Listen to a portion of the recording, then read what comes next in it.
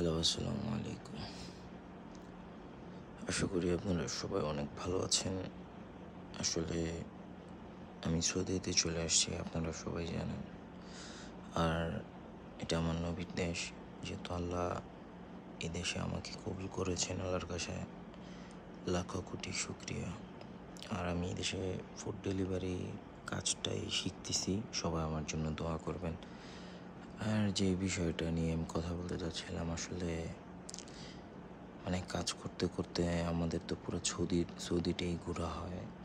তো যখন আর কি খুব সুন্দর সুন্দর রাস্তাঘাট দেখি, তখন আমার মনে চায় যে আমার ভাই বন্ধুদের সাথে মানে আমি এগুলো শেয়ার করি, যে তোরাও দেখ আসলে কত সুন্দর আল্লাহর সৃষ্টি। সবাই আমার জন্য দোয়া করবেন।